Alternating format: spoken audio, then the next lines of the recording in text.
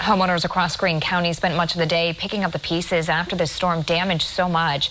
The tornado touched down in the Albany area right near John Albrecht's home and business.